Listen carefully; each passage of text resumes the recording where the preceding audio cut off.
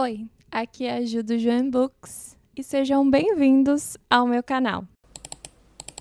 Bom, o vídeo de hoje, ele é um vídeo que eu tava muito empolgada para fazer. Eu tive essa ideia por causa de alguns pedidos de falar sobre filmes e etc. Que é indicar. E também por causa, assim, eu acho que este é o primeiro Oscar que eu realmente estou conseguindo cumprir a minha meta de ver quase todos os filmes indicados pro Oscar. Porque eu voltei a ser cinéfila, gente. Então, assim, eu fiquei muito empolgada para pensar em alguns dos filmes indicados pro Oscar como livros. Muito desses filmes já tem livros e eu vou falar deles. E tem um que eu vou indicar para além do livro, porque o livro não foi trazido para o Brasil ainda. Mas teve outros filmes do Oscar que eu vi e que eu acho que a sensação que me trazem é a sensação que alguns livros que eu amo me trazem também. Então, é isso. Vamos falar de filmes e de livros. Esse vídeo é pelo menos um livro para cada filme do Oscar, porque na maioria deles eu me empolguei um pouquinho demais. Bom, eu vi a maior parte dos filmes e é muito difícil falar de obras que são de um assunto muito pesado e que focam de um lado específico. Então, tem algumas obras que eu vou indicar o que é e o que foi inspirado ou o que inspirou depois. E outras eu acho que fica mais para cada um ler. Eu não vi alguns dos filmes que eu quero muito ver ainda, que é Teacher's Lounge, El Capitano ou The Captain, Lo Capitaine.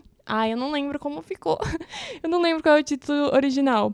Mas eu quero muito ver esse. Não vai sair. Eu ainda não terminei de ver todos, Zona de Interesse. E eu ainda não vi Killers of the Flower Moon. Que são, assim, os que eu mais estou afim de ver, assim. Que mais quero priorizar. É isso. Eu também vou falar os meus filmes preferidos do Oscar depois, caso vocês queiram. E como eu voltei recentemente a ver filmes, eu queria saber se vocês querem indicando filmes ou todo ano postar algum favorito dos filmes que eu vi. Eu tô tentando falar um pouco de filmes no TikTok, para caso você me acompanhe lá, dar uma olhada sobre isso. E eu também ando falando de filmes nos diários do mês. Então, do mês passado eu falei, desse mês de fevereiro eu vou falar também. Queria saber se vocês têm esse interesse de um vídeo só para filmes, que eu adoraria fazer, enfim, se é uma vez por ano, enfim. Quero saber, então comentem aqui embaixo. Se você não me acompanha e gostou e gosta de filmes, e gosta de livros, e gosta de vlog, e gosta de faculdade de letras,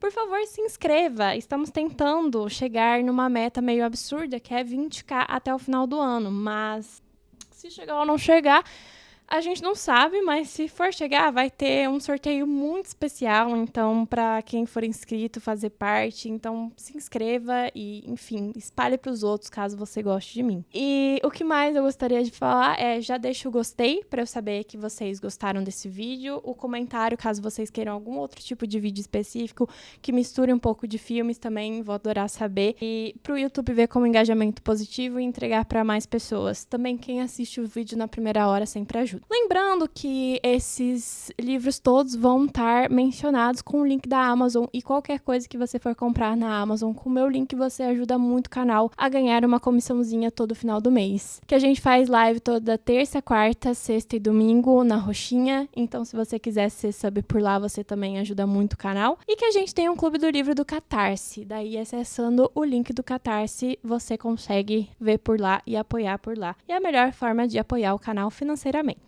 Bom, deixando isso de lado, vamos falar dos livros. Alguns foram muito difíceis, mas então vamos começar por os que já têm adaptação. Eu tenho aqui o meu caderninho e aqui vão os filmes que já têm livros. A Cor Púrpura, inclusive um dos meus livros preferidos da vida, um dos que mais marcaram a minha vida. Amo muito, acho que todo mundo deveria ler. Nimona, que é uma HQ também maravilhosa, gosto muito de Nimona e eu gostei muito da adaptação também. Oppenheimer, a biografia dele já está publicada. Os próprios Assassinos da Lua das Flores também já está publicado no Brasil esse livro, e é de um jornalista, então ele é um livro, eu acho que também não ficcional, pelo que eu sei. A Sociedade da Neve também já foi publicado pelo Brasil, se não me engano, os dois pela Companhia das Letras. A Zona de Interesse também já foi publicado para o Brasil, e daí tem dois que não foram publicados para o Brasil. Do filme American Fiction, é da biografia de Erasure, se eu não me engano. E Poor Things é da adaptação de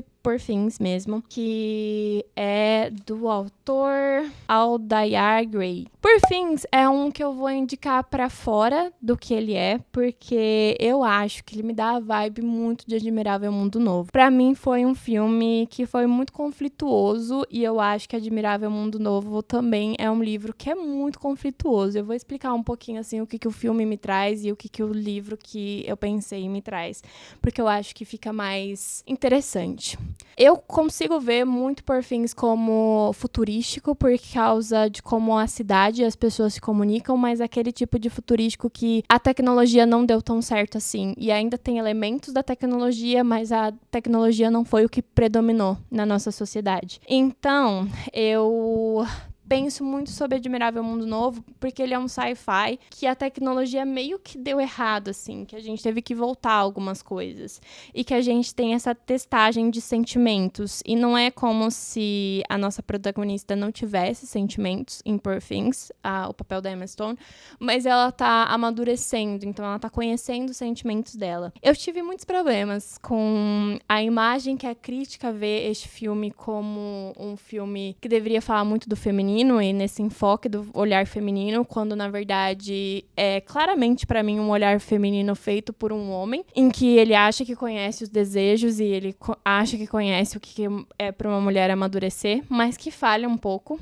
E, enfim, no final, eu acho que é um filme muito mais bonito, que se ele não tentasse algumas outras coisas, me incomodaria menos. Mas eu acho que ele é pra causar mesmo o incômodo. Então, é isso que eu tenho de Poor Things, e também é a mesma coisa que eu sinto com Admirável Mundo Novo, por isso que eu indicaria esse frescor de sentimentos e essa atmosfera, né? Aí, The Holdovers, eu tentei pensar num Found Family de Natal, porque pra mim, este livro é total Found Family natalina, inclusive a atriz está maravilhosa. Estou bem torcendo pra ela, que se ela ganhasse, ficaria muito feliz. E eu pensei em 2 livros, que é A Boa Sorte ou O Filho de Mil Homens. O Filho de Mil Homens, mais porque é essa Found Family que realmente parece girar entre, tipo, um que seria um pai e um menino, e achar uma que seria a mãe. Apesar de que no The Holdovers não sejam exatamente esses papéis que essas pessoas têm, porque o menino tem família, porque o cara não quer ser pai, porque eles não se envolvem romanticamente, mas enfim, ficou muito, né, nesse quesito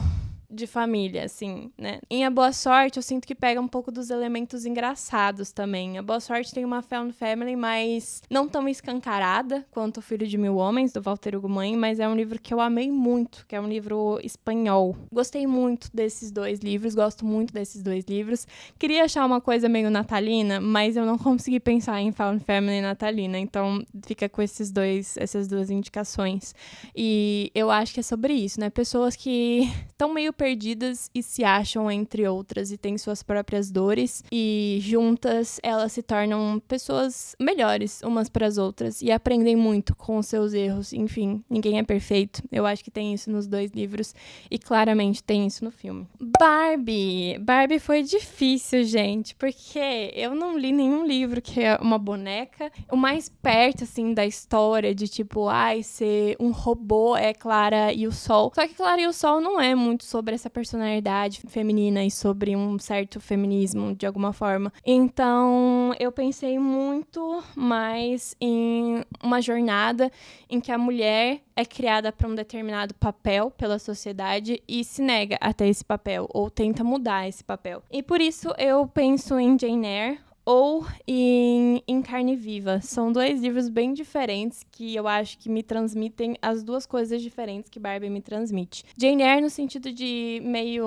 uma história Cinderela, em que tipo assim, eu nasci dessa família que não me quer, que não me trata bem, e eu vou sair disso, e eu acho coisas novas em um mundo novo que me deixa mais feliz, e eu aprendo coisas de mim mesma. E em Carne Viva no sentido mais feminista mesmo, no sentido de eu não preciso de um homem, e um homem não vai me definir, e o que esperam de mim como mãe também não é o que me define. Então é um livro muito difícil sobre maternidade, porque a gente tem a quebra, né, da mulher não querer ser mãe e ser. E, enfim, eu acho em Carne Viva um livro maravilhoso, que não recebeu tanto hype quando ele veio pro Brasil. Eu li ele quando ele não tinha sido publicado, e eu acho que é um livro lindo. Eu acho que a Barbie tem um pouco da raiva em algum momento, ao mesmo tempo que eu acho que a Barbie tem muito da delicadeza de Jane Eyre também. Então, eu diria que esses 2 livrinhos. Anatomia de uma Queda, esse também é lindo, belíssimo. Inclusive, queria um livro bem inspirado, assim, que fosse um pouco de suspense criminal. Mas o que eu achei?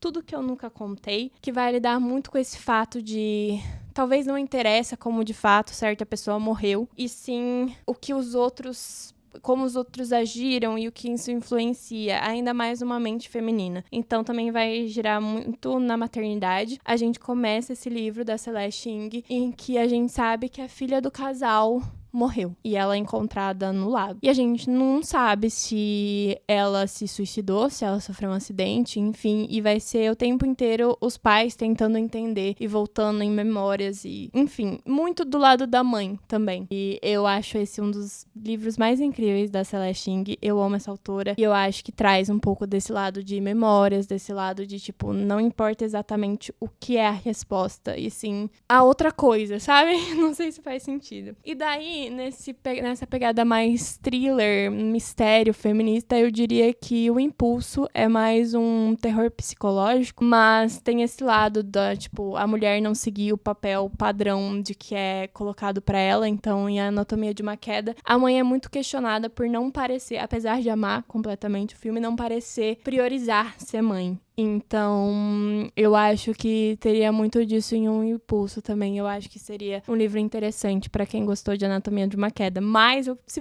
você tiver indicação que pareça muito a história de Anatomia de uma Queda, eu ia adorar ler. Porque cada vez que eu penso mais nesse filme, mais ele cresce em mim, assim. Eu acho que é um filme lindíssimo. Aí, Past Lives, eu vou ser completamente básica.